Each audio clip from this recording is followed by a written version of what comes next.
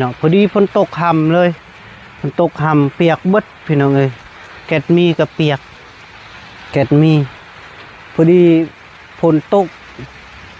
มืดครึ้มพี่น้องเอ้ยเนาะกะเบาแก้วกำลังมาฮอดเที่ยงห้างหลังนี้พี่น้องเอ้ยหน้ายุ่งพี่น้องเอ้ยพอดีฝนตกกะลัดทางสัมพี่น้องเอ้ยเนาะฝนตกลัดทางโอ้ตกพี่น้องเอ้ยตะกะบาบเอื้อยเพิ่นจักสิอยู่ไสบ้านนี้สิอยู่แบบใดและพี่น้องที่มาเบิ่งเมื่อวานนี้กะมีพี่น้องความสนใจหลายพี่น้องเอ้ยเนาะค่อนข้างหลายเลยจะใครเบาแก้วเบาลี่กันนั่นแหละซ้ำซอยได้แหละพี่น้องเอ้ยเนาะคือเบาแก้วกับซ้ำซอยได้ซ้ำเบาแก้วพี่น้องเอ้ยมีแกะนึงเอาซื้อมีมาให้ลาวพอดีลาวต้มกินพี่น้องเอ้ยไปคิดว่าสิตกแห้งพี่น้องเอ้ยก็แห้งเติบอยู่พี่น้องเอ้ยเนาะก็เบาแก้วเปียก เก็บมีกับเปียกเบิดพี่น้องเอ้ยแต่ก็ยาไปชื่อไปท่านชื่อเอาท่านชื่อผู้ใหม่ได้ผู้ชื่อคนนี้ตะกี้มันขาดแล้วยิบอัมพลาหัวแล้วกันเนี่ยอะไรแต่ละลายใช่เก็บนึงเจ้าไว้ต้มกินนะแล้วในเมื่อบุมีก็เมื่อแบ่งให้พอเจ้ากินน้ำเด้อพี่น้องเจ้าหันไอ้นี่บอกเคยคิดทีนึงเลยก็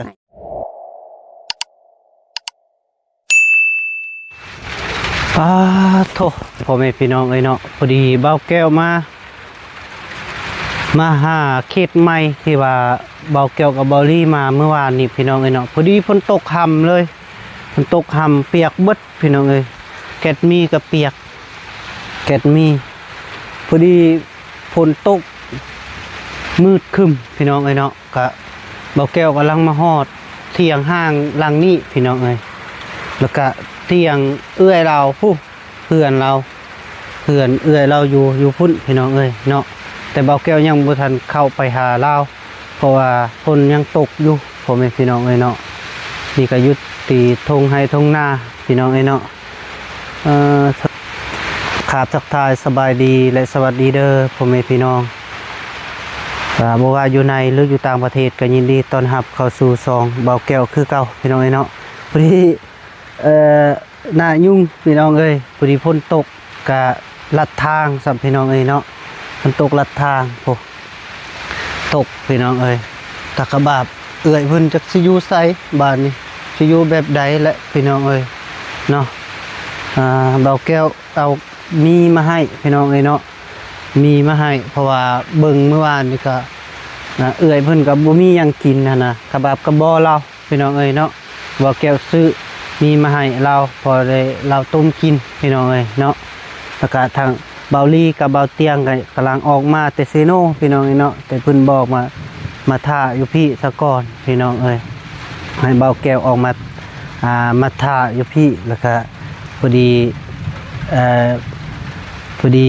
ท่าอยู่นี่แล้วก็คันเพิ่นมาแล้วก็มาเบิ่งแล้วก็สิไปพุ่นและน้องฟ้าน้องงาพุ่นและพี่น้องเอ้ยเนาะบอกแก้วกับสิญาติเนี่ยพูดพาดังเนี่ยพี่น้องเอ้ยเนาะกะบ่เป็นอย่างกะสิแจ้งนะพี่น้องเอ้ยที่นี่ยังมืดครึ้มอยู่นี่แจ้งแล้วพี่น้องเอ้ยยังอยู่เที่ยงห้างหลังนี้เพราะว่าหลังนี้กะสิล้มแล้วพี่น้องเอ้ยจอดรถไว้นี่ซะก่อนพี่น้องแล้วก็สิย่างไปหาเอื้อยเพิ่นกะเบาแก้วก็ระวังยานไม้ถึกน้ำแล้วก็ยานไม้ตายพี่น้องเอ้ยเนาะมีแต่ว่าเคสที่มาเบิ่งเมื่อวานนี่กะมีพี่น้องความสนใจหลายพี่น้องเอ้ยเนาะค่อนข้างหลายเลยจะใครเบาแก้วเบาลี่เบาเตียงให้ซอยไวๆว่าเคสนี้หนักแพงพี่น้องเอ้ยเนาะก็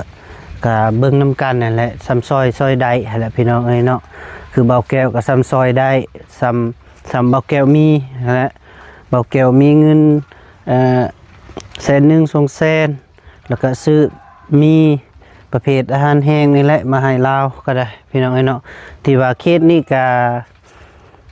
ที่ว่ายังบ่ทันรู้ชัดเจนเป็นจังได แต่ แต่ว่าเบาแก้วถามเมื่อวานนี้ก็ว่า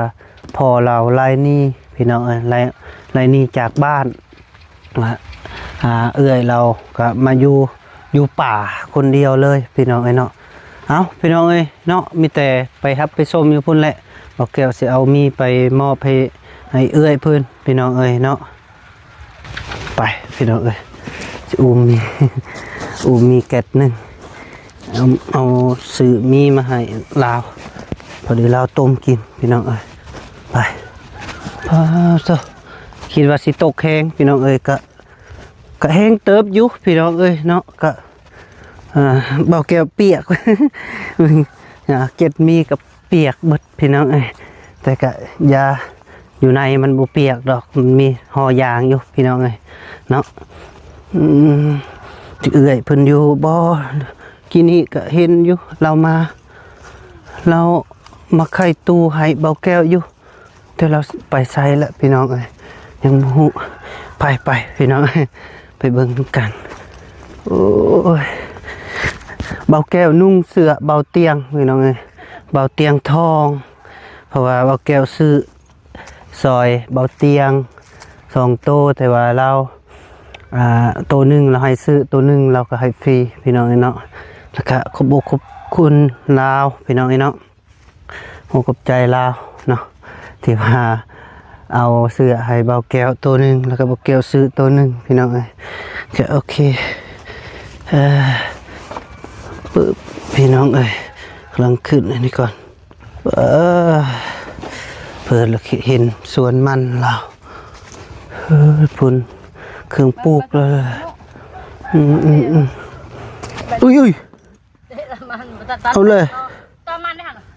ต่อมันเบาแก้วเตะเซยพี่น้องปุ๊ตัวระวังได้เบาลีมาเตะมันเป็นยังพอตัวโดยสบายดีคิดว่าพ้นสิตกแห้งซะดอกกับเปียกเติบเลยค่อยนะมาปัดมาฝนตกโดยขึ้นคันในคันให้คันนาอยู่โพดโพมันก็ลอยไปทางนู้นเลยแต่มันก็บ่ล้มกินข้าวกินน้ำแล้วบ่เจ้ามาแต่ทางเฮ็ดทางอยู่บ้านทางอยู่บ้านนี้โดยก็ไปเฮ็ดทางโดยนั่งลง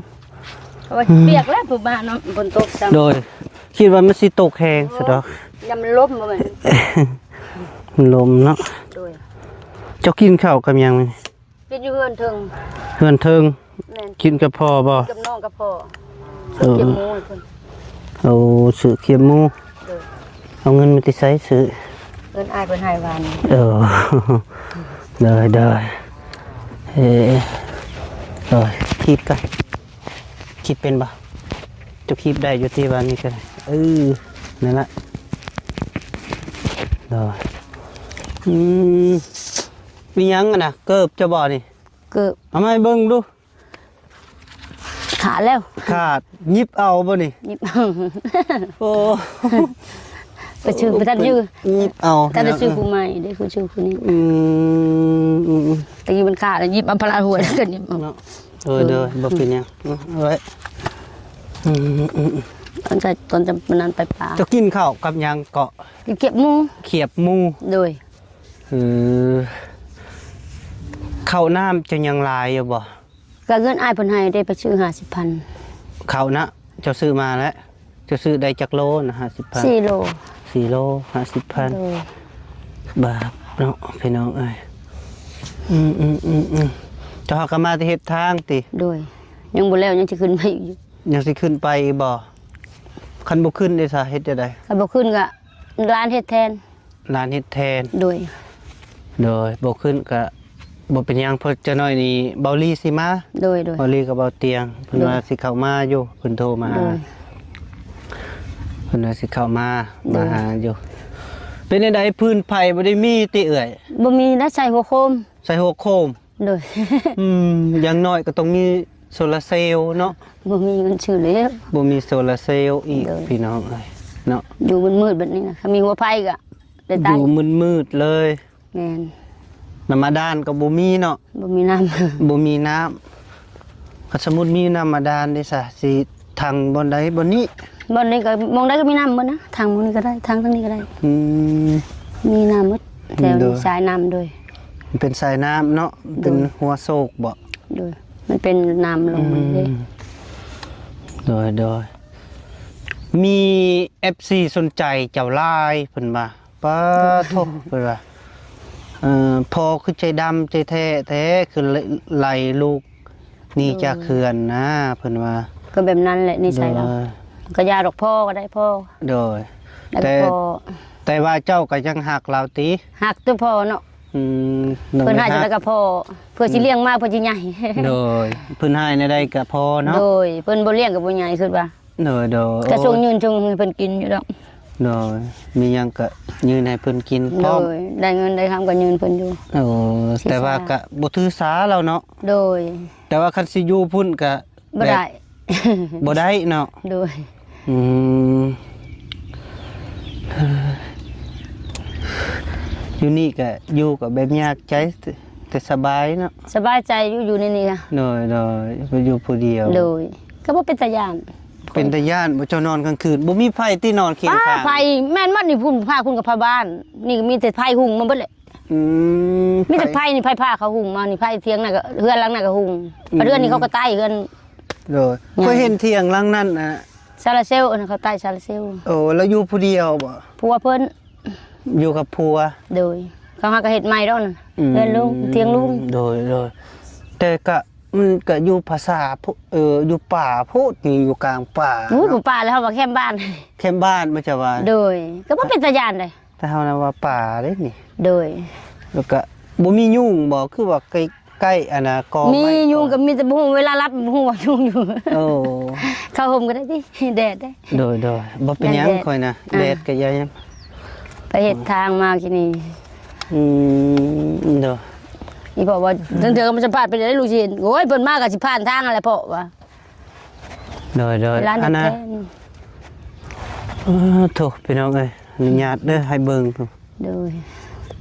อ่ากับภาคเราปู โอ้ยจะสิถามเพียงฮู้อยู่ เปื่อย เขาสัมภาษณ์ โถพี่น้องเอ้ย ทรมาน อยู่ อืมเจ้าอนาไปเอามาติไซใบตองกุ้งนี่ พูดละโคกพูดละหาบมา หาบมา โดย เจ้าเฮ็ดผู้เดียวติ เฮ็ดเองนี่แหละสาร นนี้ เอง เฮ็ดเองเนาะ โดย มีแต่พัวเจะมุงไว้เนาะ มุงไว้ให้แล้วก็เฮ็ดเอง มุงไว้ สาร ให้ เอ แล้ว ง ก็ไก่นั่นเจ้าเฮ็ดเอง แม่น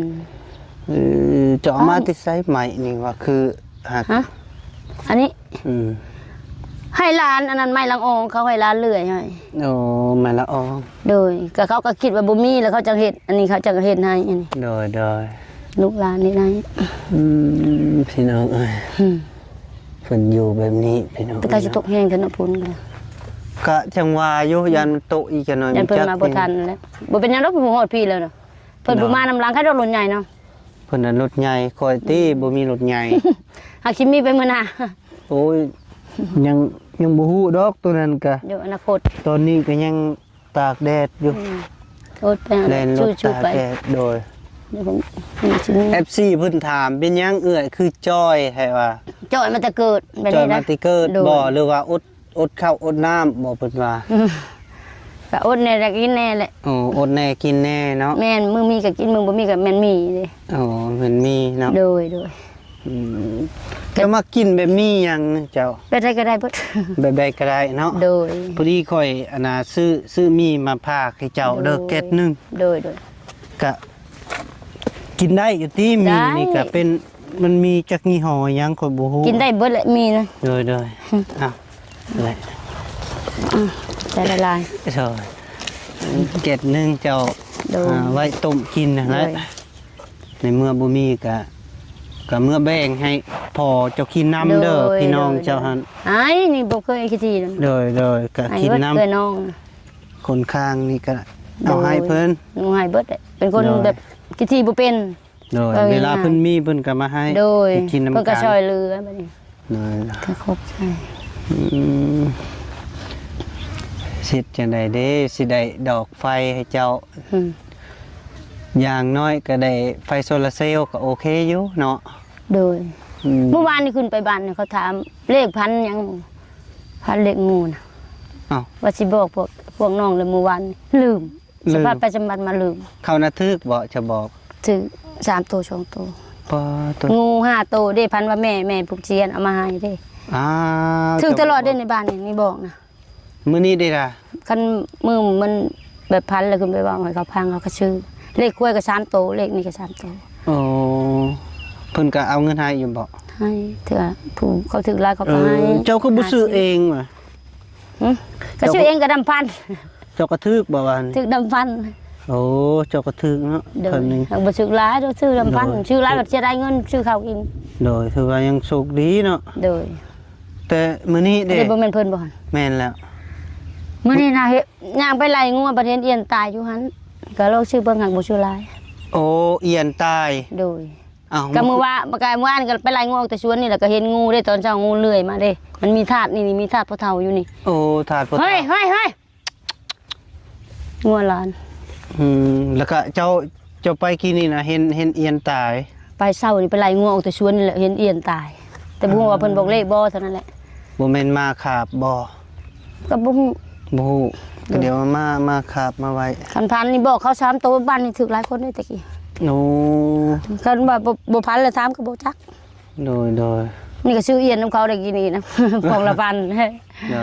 ชื่อเบิ่งไว้ เบิ่งสิซื้อ หากว่าชื่อร้าน เบิ่ง เออ พี่น้องเอ้ย เพิ่นลืมหมู่บ้านนี่ว่าสิบอก สัมผัสประจำวันมาแบบเมื่อเลยลืมด้วยไปทางนำ โดยแต่เฮาก็บ่ได้ถามเรื่อง โดย บ่ได้ถามเรื่องเลขกันนะแต่เฮาถามเรื่อง โดย ที่เจ้าอยู่อาศัยนี่แหละ โดย ที่ว่าเจ้าอยู่ คิดว่าสิบอกแล้ว สะดวก บอกเขา จ้ บอกเขาน้องว่าน้องสิบริเลขดอกก็เลยยาซะ เลย ก็เลยไปทางน้ำมัน เด้อเอออยู่นี่นะจักปีแหละค่อยลืมถามเจ้า 2 ปีเด้ 2 ปี โดย แล้วก็คือว่ายินเบาลี่ว่าพ่อเจ้าน่ะเจ้าน่ะเป็นลูกครึ่งบ่ ลูกครึ่งพ่อเป็นไทยแม่เป็นลาว โอ้ คน พ่ อีสานเด้ โอ้ คนมุกดาหารเด้ คนมุกดาหาร โดย พ่อเจ้าปัจจุบันนี่ได โดยก็พ่อเดียวนี่แหละ โอ้เราเป็นคนมุกดาหาร โดย เรามาเอาแม่อยู่พี่ โดยเพิ่นมาแต่ใช่ไหมเลยล่ะแต่เกิดเช็คมั้งก็บ่ โอ้ จัก นับแต่สมัยเก่า โด พี่น้อง ย เอ้ย โดย สมัยเก่าพอดีเอากันเนาะ โดย แม่เจ้าเสีย เสียแต่พวกข่อยยังน้อยแล้ว แสดงว่าเจ้าเป็นลูกกำพร้าเนาะ โดย ลูกกำพร้า ก็ยังเหลือแต่พ่อเลยเห็นแต่พ่อก็ดูหันเลย อืม ทุกอย่างแบบนี้แหละ เราก็อยู่คนเดียว อยู่กับน้องชายมาแต่ปักเช่เลี้ยงลูกอันนั้นก็ อื เมียตายอันนั้นก็ เมียตาย โดยก็บ่ถือกับพ่อคือกันแหละหักอดอยู่ไปบอกน้องสู้ๆไปน้องเอ้ยทนไปเพิ่นบ่อยู่นำเฮา100 ปีดอกบ่เพิ่นว่าได้กันอย่างนี้บ่ตอบบ่เถียงเพิ่นสักอย่าง โอ้โดย เพิ่นเป็นคนตื่นมาจมเขามาจมไล่แต่ลูกนี้ บ่ โดย โทษเถอะไรแต่ลูกนี้เนาะ โดยก็บ่ชาเพิ่นดอกก็เฮ็ดให้พ่อ โดยบ่พอบางคนก็จริงๆก็มีอนาคตให้ลูกมันอยู่มาเลี้ยงเลยว่า เพิ่นบ่มักนานๆเพิ่นมักอยู่ผู้เดียวบอกง่ายๆคือแบบอยู่ผู้เดียวเห็นหยังก็มีแต่ห้อยแต่ด่าเขาแหละก็สงสารน้องกับหลานก็อดเอาน้องให้สู้ไป โดยแล้วนึ่งข้าวเองบ่นึ่งข้าวกินเอง น้องลาอันน้องชายมากกับน้องชายหนึง โดย แต่ก่อนน้องชายไปทำมากอ่ะเพิ่นก็หนึงกินเอง โดย แต่ก็บ่ถูกใจเพิ่นนะมึงข้าวเช้ากับพิษมึงข้าวซ้ายกับพิษว่าผู้เฒ่า โดยอย่าได้กระตามสู้ๆไป โดยอดเอา อดเอา สู้ พ่อ เอาโดย บอกน้องกับพ่อเฮ็ดได้แบบ เนาะ ปล่อยเพิ่นจมกับนางนี้ซะก่อน โดย เพิ่นบ่อยู่นำ100 ปีดอกน้องเอ้ยอดเอาสู้ๆไปหานั้น แม่นควรเจ้าละ ก็บอกน้องบอกหลานเป็นนั่นแหละ อืม อย่าไปเถียงเพิ่นผู้เฒ่า ผู้เฒ่า จะได้มาได้จะบอกว่าผู้เฒ่ากันแบบนี้เด้เพิ่นจมลูกน่ะ อายุเราจักปีล่ะ มันแม่น60ปลายหรือบ่รู้ 60ปลายพอ60ปลายปี แต่ยังเป็นวัยรุ่นเราก็จมไปนั่นแหละลูกนี่เราไล่เบิดแหละตะเพิดเบิดแหละ อืมเจ้าเป็นลูกกกบ่ เป็นคนที่ห้า คนที่ห้า โดยลูกเพิ่นเป็นโลเป็นตัวนะ ป60ปลายค่อยยานน่ะกลัว ก็ว่า70เนาะราวๆนี่บ่ เพราะว่าอายุเจ้าก็40กว่าแล้วเด้ โดย ลาวนี่มุง80ปลายนี่ ประมาณนั้นมันก็บ่ได้ค่อยถามแล้วดอก เนาะ ถามเลยแล้วตอบไปทั้งปีบ่แม่น โอ้แต่เราก็เท่าเติบเนาะ โดย ยังบ่ทันเห็นเนาะ ก็ตอนที่มาซื้อไก่นั่นแหละแม่นบ่ โอ้ จะได้มาซื้อไก่นั่นบ่ก็นั่นแหละเพิ่นแหละน่ะ แม่นบ่ข่อยก็บ่อยากชื่อปานใดตอน ก็พอเลยนะ ข่อยมาซื้อไก่นะก็ ก็เพิ่นห้องโกโก้บอกว่าพ่อรุ่นให้เราในนั้น โดย เพิ่นบ่อยากรุ่นให้เด้เราเลยว่าพ่อรุ่นให้เราซะ โอ้ บักใดบักนั้นได้คนพนัน โดย ขาน้อยก็บอกว่าพ่อรุ่นซะ แม่นการซื้อการขายข่อยต้องต่ออยู่แล้วข่อย โด นะ บัดชื่อก็ชื่อยากก็ไปขายยาก แม่น ก็เพิ่นก็เลยรุ่นให้อะเด้ คันซื้อยากก็ขายยาก โด คัน ย ซื้อง่ายขายง่าย โดยบ่ว่าเฮาไปค้าขายคือกันแหล้ว โดย ขายเครื่องขายของคือกัน เพราะว่าแม่นอยู่ใส่ ขา ก็ น้อยคือ ตา กันนั่นแหละ คนนั้นเนาะ โดย พอเจ้าเนาะ คนน่ะว่าวู้นั่นแหละดังๆนั่นน่ะ แต่ เห็น อย่า แล้วซื้อ เพิ่ ไก่ นแต่ว่าใจเราดีได้ ดีตอนดีเด้อไปเราให้ไปจิ แม่น ท่านก็ท่านไปท่านก็เรียบร้อยท่านผ้าลีนั่นขาน้อยยอมแล้วบ่ไหวหรอกจากพ่อเฮ็ดได้จากสู้ๆไปนั่นแหละ อืม อดทนไปนั่นแหละพอ น้อย บ่เบิ่งเพิ่นก็จะว่าสิเบิ่งเท่าแล้ว โดยก็ เอาไป ยาลาว โดย ลาวคือ เพิ่นให้ เป็น บุญ พ่อ คุณ เพิ่นเป็น เพิ่นให้ ผู้เลี้ย กับ ง ผู้ เฮาก ำเนิดมาเพิ่นบ่มีเพิ่นก็บ่มีเฮาในมื้อนี้ โดย แต่ไอ้น้องอีเจ้าน่ะรวมทั้งหมดน่ะจักคนก็ อยู่ตอนนี้น่ะยังเหลือ3คนอยู่ในบ้าน บ่รวมทั้งหมดเลย รวม นะ ทั้งหมด9คน เก้าผู้ โดยก็ไปมีครอบครัวไปแล้วอยู่พารานอยู่ แถวพารานผู้ อยู่อิหยังไปทางพารานนั่นแหละแต่บ่ฮู้ โอ้ทางพารานผู้แสดงว่าหลายคนเนาะ ทางพารานผู้หนึงผู้อยู่ผู้รูปร่องแหละผู้หนึงผู้ชาย อืม แล้วก็อีกคนหนึงก็อยู่ปักเซ่ผู้ชาย แล้วก็อีกเอื้อยกับน้องก็อยู่กรุงเทพเขาไปมีครอบครัวเด้ น้องก็อยู่กรุงเทพ เอื้อยก็อยู่กรุงเทพเอื้อยกกอะไรก็เสียแล้ว เด้อ ตายแล้วเอื้อยกก อืมแสดงว่าเสียผู้หนึงเนาะยังแปดแบบนี้เนาะ โดยยังเก้าก็นั่งอัน โอ้10กับผู้เสีย เสียซองแล้วน้องละน้องอีกคนทุกท้องก็เสียแล้วก็มาเอื้อย ป้าแสดงว่า11คนพอได้ โลนึงบอกง่าย โลหนึงแล้วคนแต่เก่า ๆ เนาะ โดยบ่มี 11 ยาเด้เนาะแต่ก่อนแต่สมัยแต่ก่อน โอ้บ่มีแล้วตอนนั้น ขนาดโรงหมอก็ยังบ่มีแล้ว ขณะตอนนี้มียาก็ยัง หลาย ดูเลย ก็ยังหลายอยู่ เจะเห็นบ่ทางออกนี่นะสาวอย่างสาวดาวอะ แม่น ลูกเราจักคนก็ ๆที่ออกอีกแล้วตัว เจ้าไอ้เลย โดย มีลูกไอ้บ่น่ะ บ่มีผัวแต่มีลูกหลานได้ โพดโพดแท้ หัว โอ้ ที่ออกอีกแล้วเด้ อ้ย เป็นประโยคเพิ่นมื้อนี้ไปเฮ็ดทางไปแบกไม้คือรถน่ะย่าน่ะเฮ็ดอันนั้นเด้แบกไม้แต่พุ่นมาเฮ็ดทางแล้วก็ไปแบกไม้นำเขาเจ้าขึ้นรถมาเฮ็ดวัดนี่เด้วัดแล้วนั้นวัดลังสร้าง วัดป่านี้ โดยไปแบกไม้ขึ้นรถให้เพิ่นแล้วก็มานี่ลงหม่ำน้ำมันสิขึ้นอีก อ๋อแต่ว่าเราท้องแล้วบ่ สิคลอดแล้ว ท้องใหญ่ละ โดย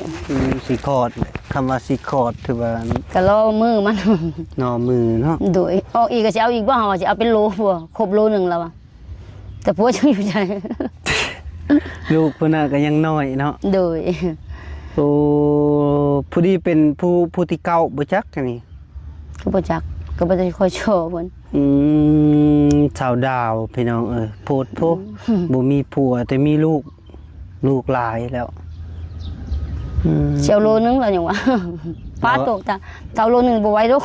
เราว่าสิเอาโลนึงพอ โดยแต่นี่ก็บ่แม่นอันนั้นจะคนเลยจ้ะว่าบักหลายเนาะ เด้ออย่าเพิ่นแหละ ชีวิตเพิ่น เพิ่นมักแบบนั้น แม่น เพิ่นบ่คุมเนาะก็ สิแห้งอยู่บ่ผลมาเอาเด้ ก็พังเบิ่งแล้วจักแฮง โดย บ่แฮงเนาะพี่ ยันแต่ล้มบ่แม่น โดยปึ๊บพี่น้องเอ้ยเอามิแต่ว่าจังซั่นละเด้อเด้อค่อยสิได้กลับปะสะกอน โดยพอ เพ ผ ราะ ล ว่า สิห้ำเนาะ โดยเพิ่นก็สิห้ำแล้ว โดย มิแต่เจ้าเอาไว้กิน โดย ยันเจ้าหิวหั่นแหละค่อยจึงซื้อมาให้ ขอบใจ นะ หลาย กะมีนี่ก็บ่แม่นบ่แม่นผู้ใหญ่ใจดีพาเงินมาให้ดอกมีแต่ว่าของค่อยเงินค่อยเอง โดย ออกเอง ขอบใจ แล้วก็ หลาย โดยที่ว่าค่อยมาเบิ่งเจ้า ๆโดย สภาพแบบนี้ค่อยก็เลยซื้อมาให้ โดย เพราะว่า ขอบใจ อีต้นสงสารเจ้า โดย นับแต่เมื่อวานนี่แหละค่อยมาเห็นแล้วก็ค่อยเมื่อนอนบ่หลับค่อยนึกออกหั่นนะ โดย แต่ว่าเจ้าอยู่กับคนเดียวแน่หั่นนะ แล้วก็อยู่ป่าหั่นนะ ก็บ่เคย สำ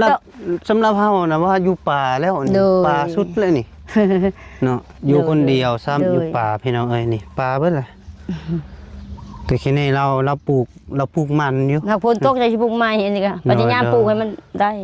โดย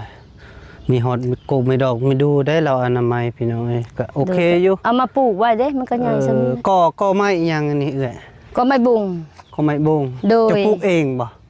มันเกิดแต่เฮิงแล้ว แต่ละปีหนอมันหลายบ่ หลายได้นี่บ่ซับให้มื้อวานนี่ก็หลายเลย โอ้ กะน้องเราไปถ่ายไว้นะ ก ระซับอันนี้ได้ขายให้น้องก็ไปไล่งัวก็เด้อ เออ มันป่งแล้วหมู ปึ๊บพี่น้องเอ้ยเอ้ามีแต่ว่าเจ้าสู้ๆเด้อเอ้ย โด เด้อ ยขอบใจหลาย มีหยังก็สู้ๆเฮ็ดจะได้กับพอเนาะ โดย มีแต่ว่าอยู่ที่คันฝนตกแข็งมันสิเปียกเบิดเลยเนาะ ฝนตกก็เปียกอยู่ก็ส้นไปทำนี่แหละ สนไป นอนกับนั่งคุเข่าอะเนาะ โดย โปดเลยแหละเนาะโดยเอาอยู่ดีมีแห้งเอ้ย โดย โด โชว์พร